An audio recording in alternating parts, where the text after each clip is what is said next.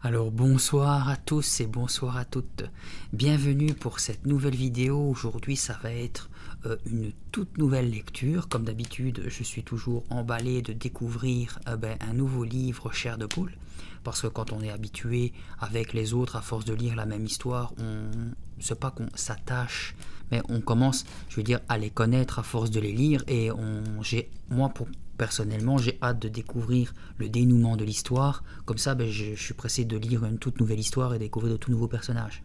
Et de ce fait, ce soir, on va lire Le Masque Hanté. Je vous avais dit la dernière fois que je me demandais si c'était le tout premier épisode de la série qui est passée à la télé, justement, parce que je sais bien que c'est l'histoire d'une fille qui achète un masque dans un magasin, qui se colle à elle, et qui devient complètement barge. Donc on va découvrir ça bientôt. Mais avant, comme je vous l'avais dit, cette vidéo, je vais faire le tirage au sort du concours pour savoir qui parmi vous, 3 d'entre vous, vont remporter le livre que vous avez décidé, enfin, que vous voulez. Je suis un peu triste parce que sur les 220 abonnés actuels, 221 pour être précis, vous n'êtes que 5 à avoir participé. C'est un peu dommage parce que c'est complètement gratuit. Je n'ai pas fait en sorte que vous soyez obligatoirement abonné à ma chaîne, parce que de toute façon, je ne sais pas si vous êtes abonné ou pas. Je vous ai pas demandé de partager, de prouver avec un like ou compagnie, donc vous auriez pu être plus nombreux à participer. J'espère que pour le prochain concours, d'ici je ne sais pas quand est-ce que je vais le faire, pour les peut-être 400 ou 500 abonnés, on verra. J'espère que vous serez beaucoup plus nombreux à y participer. Là ici je vais donc dire les pseudos des gens qui ont participé avec le livre que vous voulez, et on verra si vous avez la bonne étoile. D'ailleurs, regardez, pour avoir plus de chance, j'ai pris le bol de la chance. Donc nous avons Angel Mlatamou, j'espère que je le prononce bien, qui désire avoir l'école hantée. Nous avons Thomas Québec, qui veut le fantôme de l'auditorium. Nous avons LG Creepy, qui veut un loup-garou dans la maison. Nous avons Guérino Guillaume, qui veut l'invasion des nains de jardin. Et nous avons Céline Serrat, qui veut le masque hanté pour son petit bout Anselmo, que je vais lire d'ailleurs ce soir. J'espère qu'il sera content que je le lise. Donc vous n'êtes justement, comme je vous l'ai dit, vous n'êtes que 5. Donc 2 d'entre vous malheureusement n'auront pas le livre qu'ils veulent. Je suis un peu triste, mais bon, c'est le jeu, c'est comme ça. Donc je vais de ce pas procéder au tirage au sort avec ma main innocente. Qui sera le premier ou la première choisie? Ouah! Ah, elle a failli échapper belle, les gars. J'ai fait tomber ce papier dans la bougie en plein sur la flamme qui s'est éteinte. Heureusement, il y a 2 flammes par bougie, parce que ce sont des grosses bougies. Bon, qui joue avec le feu parmi vous? Qui le hasard a choisi? Et, attendez, j'espère que tu le vois. Bon, c'est à l'envers, mais c'est Thomas Québec pour le fantôme de l'auditorium. Bien joué, mon pote, mais t'as failli cramer, hein. Alors, le deuxième ou la deuxième choisie, ça sera... Allez, hop, toi.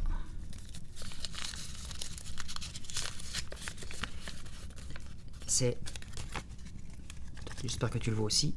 LG Creepy, avec un loup-garou dans la maison. Bien joué à toi aussi. Et le ou la troisième. Mon doigt choisi, mon doigt choisi, mon doigt choisi. C'est comme les bonbons, en fait. Je vais choisir... Regardez, je ne triche pas, hein, je ne vois pas qui je vais choisir. Je vais choisir... toi. Et ça sera...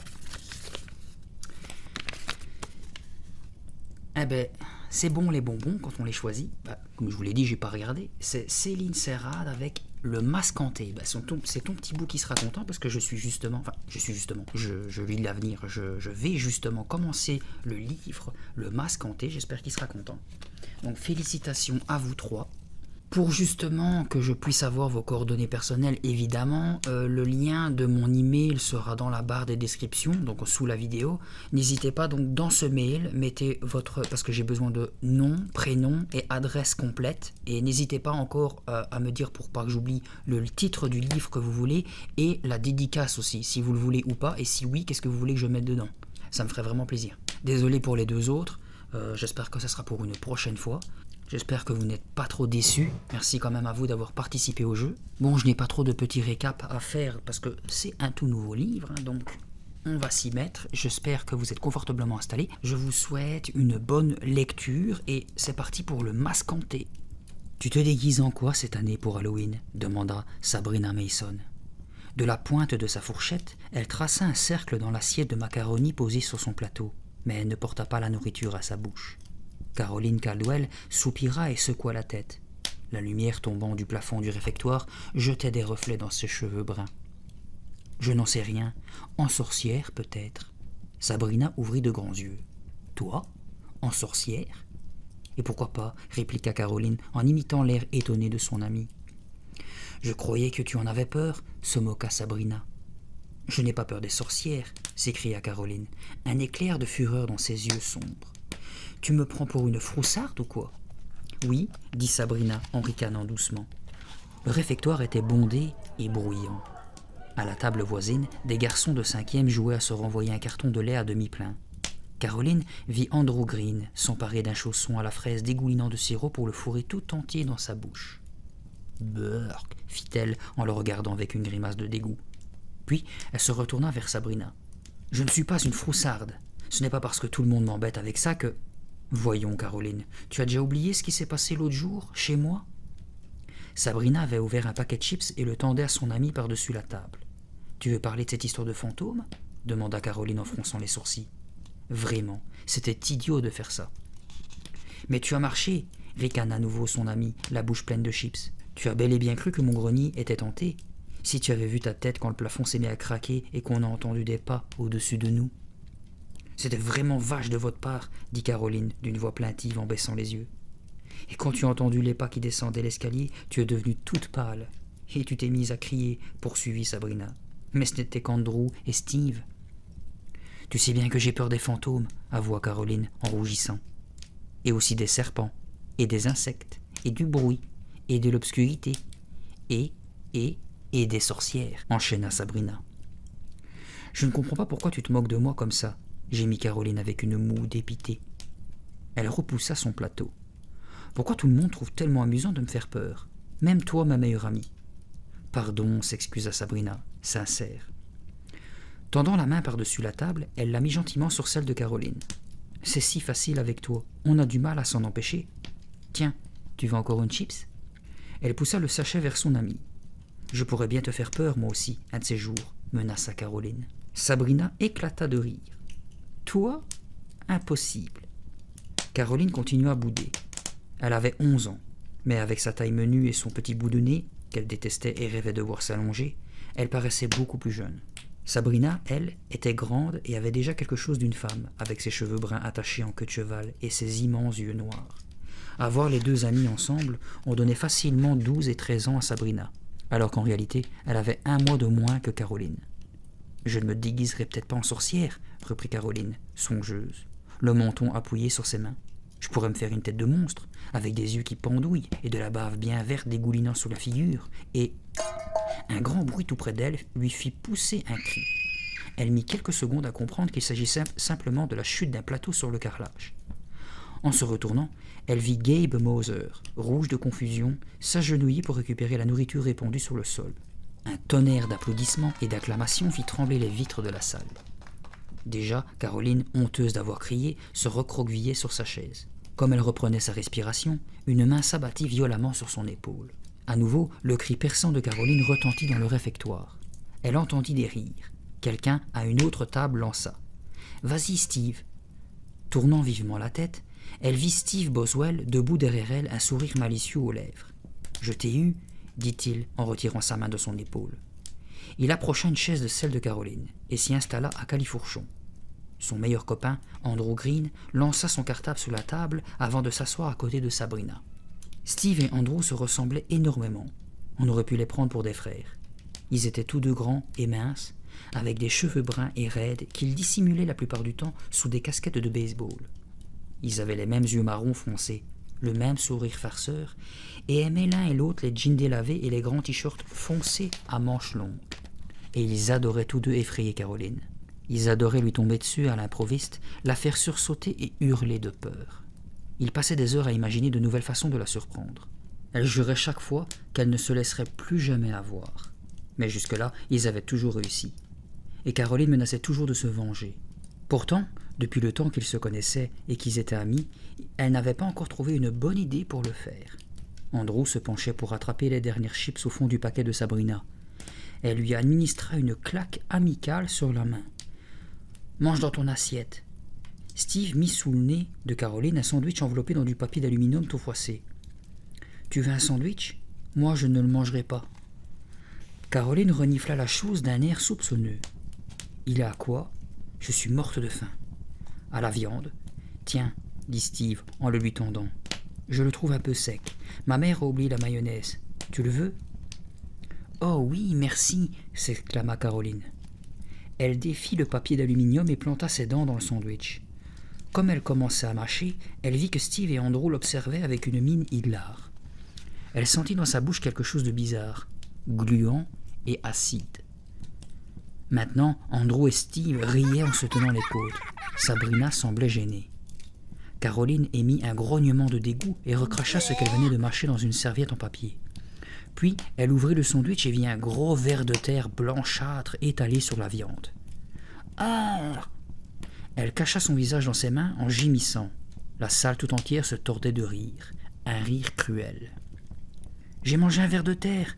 Je vais vomir. » Elle bondit sur ses pieds, fusilla Steve du regard. « Comment as-tu osé ? Ce n'est pas drôle. Ce n'est pas un vrai ver, dit Andrew. Steve riait tellement qu'il était incapable de parler. « Ah bon ?» Caroline se força à regarder et sentit son cœur se soulever. « C'est un faux. Il est en caoutchouc. Touche-le et tu verras, lança Andrew d'un ton encourageant. Caroline hésitait. Tout autour d'elle, dans le vaste réfectoire, des gamins chuchotaient et se moquaient d'elle en la montrant du doigt. « Vas-y, je te jure que ce n'est pas un vrai ver. Touche-le !» insista Andrew, sans cesser de sourire. Caroline saisit le verre entre le pouce et l'index. Il était tiède et visqueux. « Je t'ai encore eu, » dit Andrew en éclatant de rire. « C'était bien un ver de terre. Un vrai. » Avec un cri d'horreur, Caroline lança le verre sur Andrew, qui s'esclaffait. Puis elle s'écarta brusquement de la table en renversant sa chaise et se précipita hors du réfectoire, une main devant sa bouche, secouée de haut le cœur. « Je sens encore le goût. Je sens encore le goût de ce verre dans ma bouche. Ils me le payeront. Oui, ils me le payeront.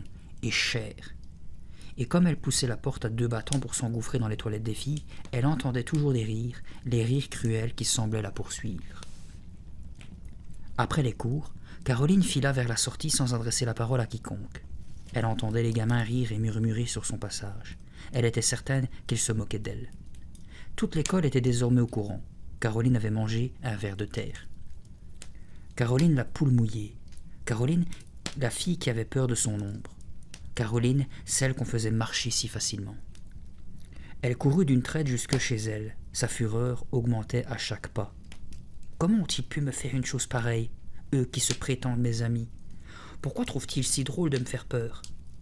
Elle pénétra en trombe dans la maison, hors d'haleine. « Il y a quelqu'un ?» lança-t-elle en s'immobilisant dans l'entrée, appuyée contre la rampe pour reprendre son souffle. Sa mère apparut aussitôt sur le seuil de la cuisine. « Caroline, qu'y a-t-il » ? « J'ai couru jusqu'ici sans m'arrêter, » dit Caroline en retirant son imperméable bleu. « Pourquoi » demanda Madame Caldwell. « Comme ça, pour le plaisir, » répondit Caroline, d'un air maussade. Madame Caldwell prit l'imperméable pour le suspendre dans la penderie de l'entrée.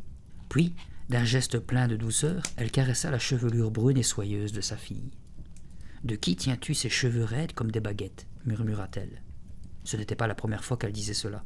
« C'est vrai, nous ne nous ressemblons pas comme une mère et sa fille, » songea Caroline. Madame Caldwell était une grande et forte femme aux yeux gris verts et au regard vif, sous une masse de boucles d'un blond cuivré. Débordante d'énergie, elle était toujours occupée à quelque chose et parlait aussi vite qu'elle se déplaçait à travers la maison. Elle portait ce jour-là un pantalon noir et un sweatshirt gris maculé de peinture. « Qu'y a-t-il ? Tu me parais bien grognon, » demanda-t-elle. « Tu n'as rien de spécial à me dire ?» Caroline secoua la tête. « Non, pas vraiment. » Elle ne tenait pas à raconter à sa mère qu'elle était devenue la risée de son école. « Viens, je veux te montrer quelque chose, » dit Madame Caldwell en la poussant vers le salon. Je ne me sens pas très bien, maman, protesta Caroline en la suivant à contre-cœur.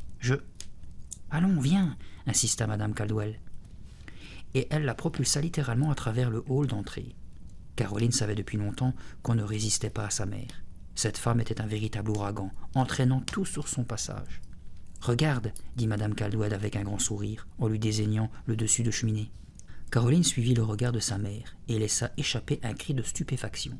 « C'est une tête ?»« Pas n'importe quelle tête, » corrigea Madame Caldwell. « Regarde bien. » Caroline fit quelques pas. La tête, sur la cheminée, la regardait.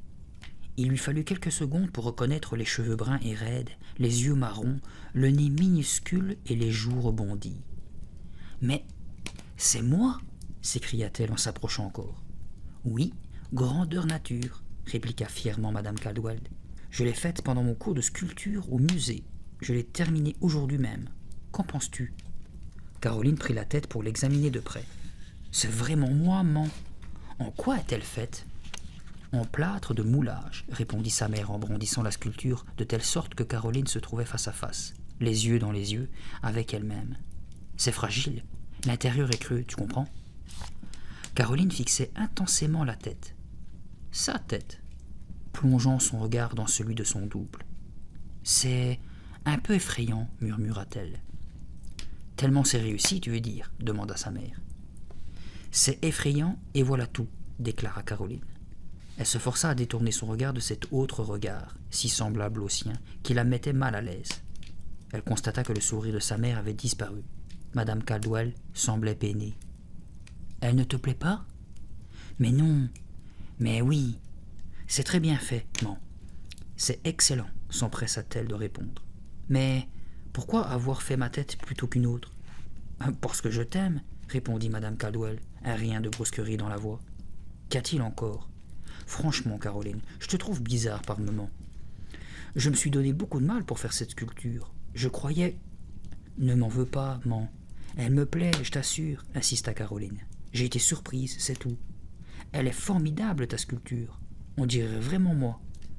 J'ai eu une journée un peu difficile, c'est tout. » Caroline, à nouveau, regarda longuement la sculpture. Les yeux marrons. Ses yeux marrons soutinrent son regard.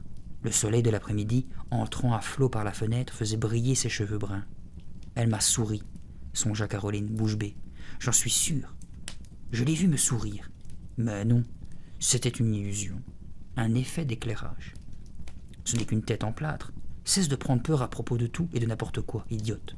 Tu ne t'es pas assez ridiculisé pour aujourd'hui ? » « Merci de me l'avoir montré, maman, » dit-elle maladroitement en se détournant. Elle se força à plaisanter. « Deux têtes, c'est mieux qu'une, pas vrai ?» Madame Caldwell retrouva son sourire. « Certainement, » approuva-t-elle. « À propos, Caroline, ton costume de canard est prêt. Je l'ai mis sur ton lit. »« Hein ?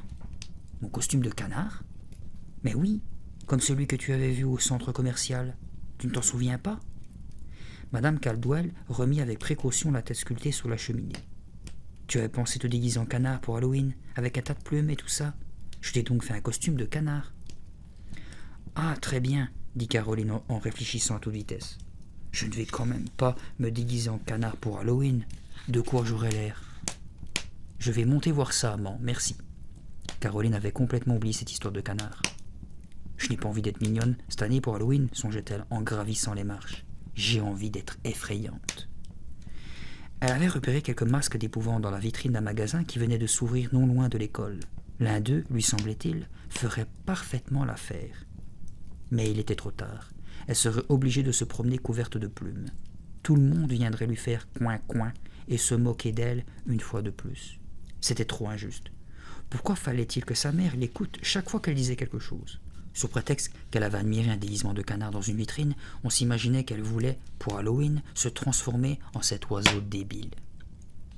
Caroline s'immobilisa, hésitante, sur le seuil de sa chambre. Quelqu'un, pour une raison inconnue, avait fermé la porte. Alors qu'elle ne le faisait jamais, elle tendit l'oreille. Derrière la porte, il lui sembla entendre quelqu'un respirer. Quelqu'un ou quelque chose. Caroline pressa son oreille contre le battant. Que se passait-il dans sa chambre?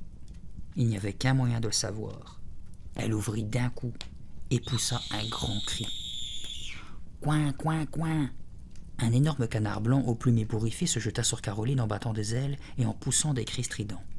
Comme elle reculait sous le coup de la surprise, l'animal la déséquilibra d'une poussée violente et elle se retrouva par terre dans le couloir. Coin, coin, coin! Le costume d'Halloween est devenu vivant. Telle fut sa première pensée. Puis elle comprit la vérité. « Noah, lâche-moi !» cria-t-elle en tentant de repousser le gros canard qui pesait sur elle de tout son poids. « Coin, coin, coin !»« Noah, je ne plaisante pas !» cria-t-elle à son jeune frère Noah âgé de 8 ans. « Qu'est-ce que tu fais avec ça sur le dos? C'est mon déguisement, que je sache. »« J'étais seulement en train de l'essayer, » dit Noah en la fixant de ses yeux bleus à travers le masque de plumes jaunes et blanches. « Je t'ai fait peur? » « Pas du tout, pas le moins du monde, » mentit Caroline. « Lève-toi maintenant, tu pèses une tonne. » Il ne broncha pas. « Dis-moi pourquoi tu veux toujours tout ce que j'ai, » reprit Caroline furieuse. « C'est pas vrai, » répondit Noah. « Et dis-moi aussi pourquoi tu trouves tellement amusant de me faire peur, » continua-t-elle. « C'est pas ma faute si tu te mets à trembler chaque fois que je fais ouf. Tu ne veux pas me le passer, ce costume? Il est vraiment bien. » Caroline secoua la tête. « Regarde, j'ai des plumes partout maintenant. Tu te dégoulines. »« Je dégouline? Qu'est-ce que tu racontes ?» Noah retira le masque. Ses cheveux blonds, inondés de sueur, étaient collés sur son crâne. « Je te dis que tu as l'air d'un canard chauve. »« Je m'en fiche. Tu peux me le passer, ce costume ?» répéta Noah en examinant le masque. « Il me va super bien. »« Je ne sais pas, » dit Caroline. « Peut-être. » Le téléphone se mit à sonner. « Et maintenant, disparais, tu veux bien ? Envole-toi vers le sud pour y passer l'hiver, » lança-t-elle en se précipitant vers son bureau pour décrocher. Au passage, elle vit les plumes blanches répandues un peu partout sur son lit et sur le sol, comme des flocons de neige. « Ce costume ne tiendra pas jusqu'à Halloween, » pensa-t-elle. Elle décrocha. « Allô ? Ah, c'est toi, Sabrina, salut. Ça va ?» Sabrina voulait lui rappeler que l'exposition organisée par le professeur de sciences, avec ses élèves, ouvrait le lendemain. Il leur fallait donc terminer l'œuvre qu'elles avaient entreprise en commun, une maquette du système solaire réalisée à l'aide de balles de ping-pong. « Passe après le dîner, » proposa Caroline. « C'est presque fini. Il ne nous reste plus qu'à la peindre. Ma mère m'a promis qu'elle nous aiderait à la porter à l'école demain. » Elles bavardèrent un petit moment. Puis Caroline se plaignit. « J'étais vraiment furieuse au réfectoire ce midi. Pourquoi Andrew et Steve passent leur temps à me faire des vacheries pareilles ?»« Tu cries pour rien du tout, » expliqua Sabrina en riant. « Avoir peur, c'est quelque chose qui arrive à tout le monde. Mais les gens ne crient pas comme ça. Tu sais, Andrew et Steve ne le font pas méchamment. Ça les amuse, c'est tout. »« Eh bien, je ne vois pas ce qu'il y a d'amusant là-dedans, » répondit Caroline, maussade. « Et je ne me laisserai plus effrayer à l'avenir. Je te le dis sérieusement, on ne me fera plus peur. On ne m'entendra plus crier. Plus jamais. » Les projets des élèves étaient exposés sur la scène de l'auditorium. Madame Armbuster, la directrice, et Monsieur Smith, le professeur de physique-chimie, allaient de l'un à l'autre en prenant des notes sur leur calepin. La maquette du système solaire confectionnée par Caroline et Sabrina était arrivée à peu près intacte à l'école. À peu près, car plus tôt il y avait tout de même planté ses crocs au passage, et les filles n'avaient pas pu réparer complètement les dégâts. La terre, au moindre choc, se déplaçait de son support et s'échappait en bondissant à travers la pièce. Les deux amis trouvaient néanmoins que l'ensemble avait une belle allure. Ce n'était peut-être pas aussi impressionnant que l'œuvre de Martin Goodman, qui avait carrément bricolé un ordinateur. Mais Martin était un génie, et Caroline se disait que le jury n'attendait certainement pas que tous les élèves lui ressemblent. En parcourant la scène du regard, on s'y bousculait, et il y avait beaucoup de bruit. Caroline aperçut d'autres projets intéressants. Marie Sue Chong avait fabriqué une sorte de bras robotisé électronique capable de soulever une tasse et de saluer d'un geste de la main. Brian Baldwin, lui, présentait un ensemble de bouteilles pleines d'un magma brunâtre et étiqueté « déchets toxiques ». Un élève avait fait l'analyse chimique de l'eau potable de la ville, et un autre avait modelé un volcan qui devait entrer en éruption à l'approche des deux membres du jury. « Il n'est pas marrant, notre projet », chuchota Sabrina, inquiète, à l'oreille de Caroline.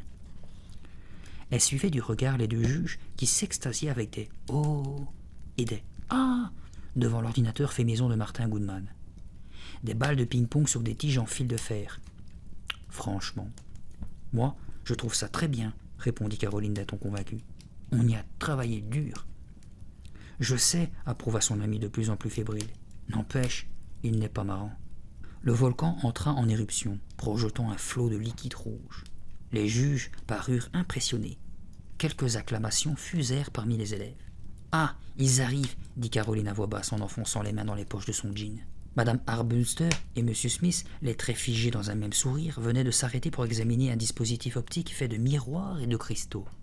Soudain, Caroline entendit quelqu'un crier sur la scène, quelque part derrière elle. « Ma tarentule ! Ma tarentule s'est échappée !» Elle reconnut la voix de Steve. « Personne n'a vu ma tarentule ?» demanda-t-il à la ronde. Quelques élèves poussèrent des exclamations étonnées. D'autres éclatèrent de rire. « Je ne vais pas avoir peur. Je ne vais pas avoir peur, » se dit Caroline, la gorge serrée. Rien ne la terrifiait comme les tarentules, mais elle était bien décidée, cette fois, à ne pas le laisser voir. Un brouhaha de voix excitées montait de la petite foule rassemblée sur la scène. « Ma tarentule a filé !» cria encore Steve, sa voix dominant toutes les autres. « Je n'ai pas peur, non, je n'ai pas peur », se répétait Caroline. Puis, elle sentit quelque chose sur sa jambe, un frôlement suivi d'un léger pincement. Elle poussa alors un hurlement de terreur qui retentit à travers tout l'auditorium. Caroline renversa le système solaire. Elle avait lancé frénétiquement sa jambe en avant pour se délivrer de la tarentule. Les balles de ping-pong rebondirent tout autour d'elle. Elle cria de nouveau. « Enlevez-la moi, enlevez-la vite !»« Caroline, ça suffit !» ordonna Sabrina. « Tu n'as rien du tout !» Le cœur battant, Caroline se retourna. Steve était à quatre pattes derrière elle. Il fit le geste de pincer avec son pouce et son index. « Je t'ai encore eu, » dit-il avec un large sourire. « Non !» cria Caroline. Elle comprenait enfin qu'il n'y avait jamais eu de tarentule. Steve lui avait simplement pincé la jambe. Elle releva la tête et vit que tout le monde riait autour d'elle. Même M. Smith et Mme Armbruster. Elle envoya un coup de pied rageur en direction de Steve qui l'esquiva avec adresse. « Aide-moi à ramasser les planètes, Caroline !» C'était la voix de Sabrina. Elle semblait venir de loin, de très loin. Caroline n'entendait plus que les battements de son propre cœur et les rires des élèves. Steve s'était remis debout. Andrew et lui, côte à côte, se félicitaient en s'administrant de grandes bourrades. « Caroline, aide-moi !» répéta Sabrina. Mais déjà Caroline tournait les talons, sautait au bas de la scène et s'enfuyait à travers l'auditorium. « Andrew et Steve me le paieront, ils me le paieront cher !» se jurait-elle, furieuse. « C'est moi qui vais leur faire peur maintenant, et pour de bon !» Mais comment ? « D'accord. À quelle heure on se retrouve ?» demanda Caroline, le récepteur du téléphone coincé entre son épaule et son menton. Sabrina, à l'autre bout du fil, réfléchit un court instant. « 7h30, ça te va ?» C'était Halloween. Elle partirait de chez Sabrina pour faire la tournée du quartier. « Le plus tôt sera le mieux. On aura plus de bonbons, » dit Sabrina. « Est-ce que Steve t'a appelé ?»« Oui, il a appelé, » répondit Caroline d'un ton chargé d'amertume. « Il s'est excusé ?»« Oui. Pour ce que j'en ai à faire de ses excuses, après qu'il m'ait ridiculisé devant toute l'école, ça me fait une belle jambe. »« Je crois qu'il s'en est voulu, » dit Sabrina. « Tu parles qu'il s'en est voulu, » explosa Caroline, soudain au bord des larmes. « C'était méchant, vraiment méchant. »« C'est vrai, » admit Sabrina. « Reconnais tout de même que c'était plutôt drôle. »« Je ne reconnais rien du tout, » répliqua Caroline, dont la voix s'éleva de plusieurs tons. « Il pleut toujours ?» demanda Sabrina, changeant de sujet. Caroline écarta le rideau pour jeter un coup d'œil au dehors. Le ciel, en cette fin d'après-midi, était gris sombre, presque noir par endroits, chargé de gros nuages bas. La chaussée était luisante d'humidité sous la lumière du réverbère placé devant la fenêtre de la chambre. Il ne pleut plus. Bon, il faut maintenant que j'y aille. On se voit à 7h30. Caroline, soudain, semblait pressée. Hé, une seconde. Qu'est-ce que tu as, finalement, comme costume ? C'est une surprise, dit Caroline, et elle raccrocha. Pour moi aussi, ce serait une surprise, songea-t-elle. Dans un coin de la chambre, le costume de canard était posé en boule sur un fauteuil, toutes ses plumes ébouriffées. Caroline le regarda froidement. Elle avait décidé de se rendre à la nouvelle boutique de farce et attrape et d'y choisir le masque le plus laid, le plus dégoûtant, le plus effrayant de tous. Mais sa mère était venue la chercher à l'école et lui avait demandé de veiller sur Noah jusqu'à son retour. Madame Caldwell venait juste de rentrer et il était maintenant 6h moins le quart. « Ça va être juste », se dit Caroline, les sourcils froncés en regardant sa montre. « Elle s'approcha du miroir, passa la brosse dans ses cheveux. « Ça vaut peut-être la peine d'essayer, pensa-t-elle. Peut-être que cette boutique, pour Halloween, reste ouverte plus tard que d'habitude. » Elle ouvrit le tiroir supérieur de sa commode pour y prendre son portefeuille. Avait-elle assez d'argent pour acheter un bon masque bien effrayant ? 30 $, toutes ses économies. Elle prit son blouson et descendit en toute hâte. Dehors, il faisait froid et humide. Caroline lutta un instant avec la fermeture éclair de son blouson, sans cesser de courir à petite foulée vers la boutique de farce et attrape. Devant la maison voisine de la sienne, une lanterne dansait à la manière d'un feu follet, et sur le porche de la suivante, on avait accroché une guirlande de squelettes découpés dans du papier. Le vent sifflait à travers les arbres dénudés qui formaient une voûte au-dessus de sa tête, et les branches les plus proches grinçaient en se penchant vers elle comme de longs bras décharnés. « Comme il fait noir, c'est sinistre !» songea-t-elle. Elle se mit à courir de plus en plus vite. Une voiture la dépassa en silence. La lumière violente de ses phares projetant sur le sol et sur les troncs des arbres tout un défilé d'ombres fantomatiques. Elle aperçut de l'autre côté de la rue la maison des Carpenter qui se dressait, sombre et solitaire, au milieu d'une pelouse depuis longtemps retournée à l'état sauvage. On disait que cette vieille demeure délabrée était toujours hantée par ses anciens propriétaires, assassinés un siècle auparavant. En passant devant, Caroline ne put réprimer un frisson. Elle connaissait ce quartier comme sa poche. Elle y avait toujours vécu. Mais ce soir, il lui semblait différent. Était-ce simplement à cause de cette pluie qui faisait luire le bitume et donnait à toute chose des reflets bizarres ? Non, mais il y avait dans l'air quelque chose d'oppressant. L'obscurité était plus épaisse que d'habitude. On apercevait çà et là, aux fenêtres des maisons, la lueur orangée des grosses citrouilles évidées pour former des têtes grimaçantes, éclairées de l'intérieur. Leurs bouches déformées lançaient dans les ténèbres un cri silencieux vers la foule invisible, des monstres et des vampires, qui attendaient le moment de célébrer cette nuit. Leur nuit, la nuit d'Halloween. Caroline s'efforçait, sans grand succès, de chasser toutes ces pensées qui la faisaient trembler. Enfin, elle aperçut la petite boutique. La vitrine était éclairée et 2 rangées de masques regardaient la rue. Était-ce encore ouvert ? Caroline croisa les doigts pour appeler la chance, attendit au bord du trottoir pour laisser passer un camion lancé à pleine vitesse sur la chaussée mouillée, puis traversa en pressant le pas. Elle prit quelques secondes pour examiner les masques exposés dans la vitrine. Il y avait là un gorille, toutes sortes de monstres, et des crânes ornés de cheveux bleus qui semblaient plutôt évoquer des extraterrestres. Pas mal, se dit-elle. Ils sont assez laids, mais il doit y en avoir de plus effrayants à l'intérieur. Il y avait de la lumière dans la boutique. Caroline jeta un coup d'œil à travers la porte en glace. Puis, elle voulut tourner la poignée. Elle était bloquée. Caroline essaya à nouveau. Elle tenta de pousser la porte, puis de la tirer. En vain. Elle arrivait trop tard. La boutique était fermée.